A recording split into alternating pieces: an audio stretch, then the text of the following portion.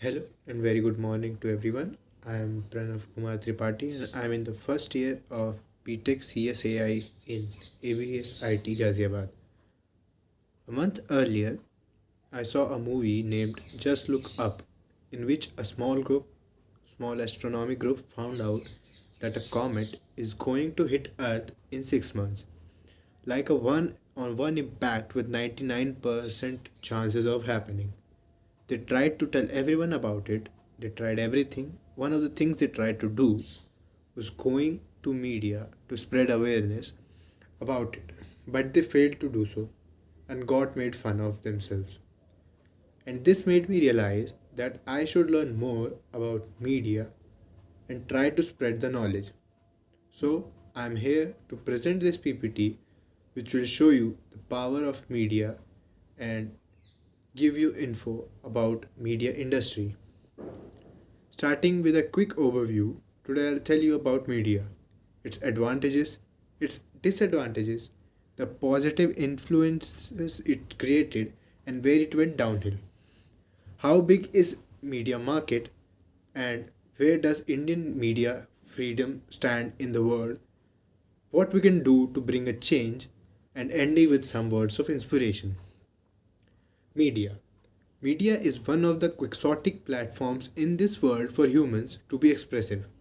Media is like a mirror to this world which reflects the true and harsh realities of the world. As media is being trusted by everyone and people always trust actual and honest news, the media has its own opinion, but they can publish it in their editorials where people can access it. It makes sure that the people receive unfeigned news regardless of the domain as well as a two-way communication between the people and the government. In India, media is considered as the fourth pillar of democracy.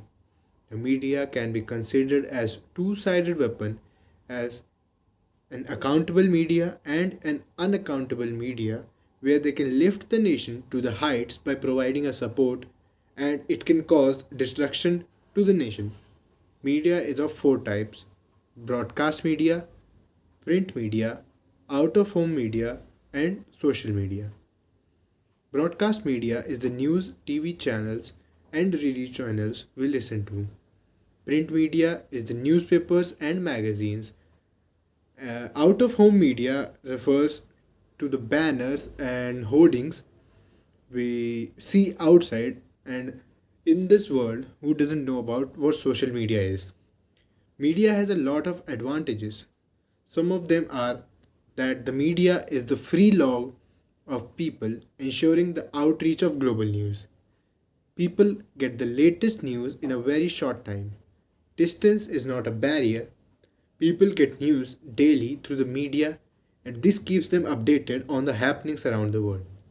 Media is heuristic and knowledgeable as it shares a load of information and newfound facts starting from scientific discoveries to murder files.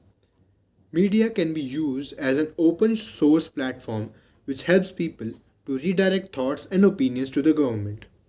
Talking about the disadvantages, I would like to tell that the media often twist facts. Let me give you an example.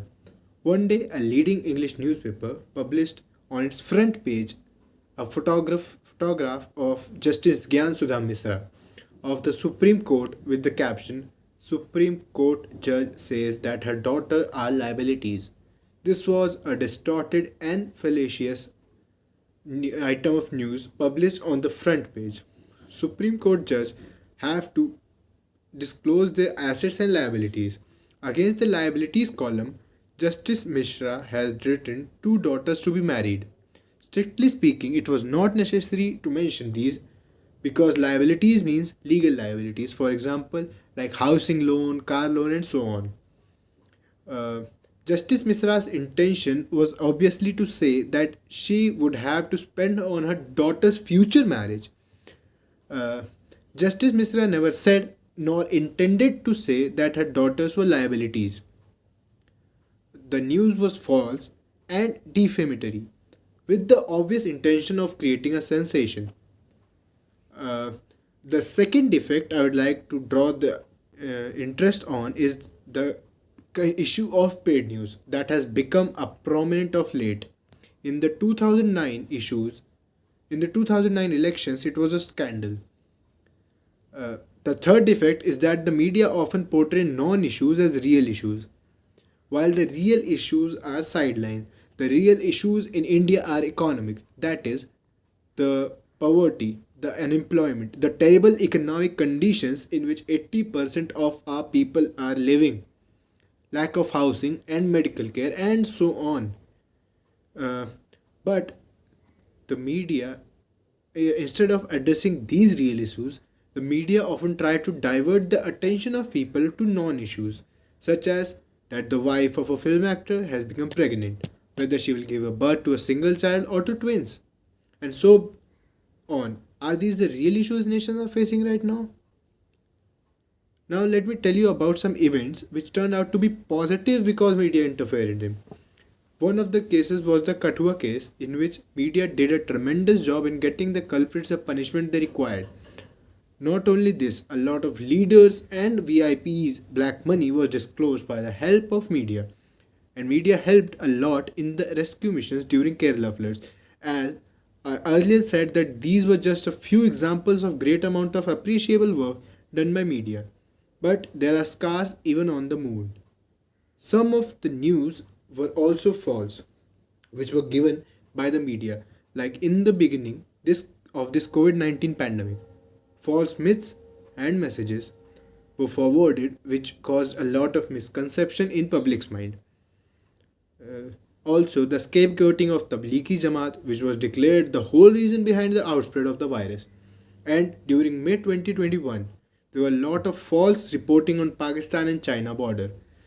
The media is a very huge market. Now look how huge these numbers are. It values for about $717 billion.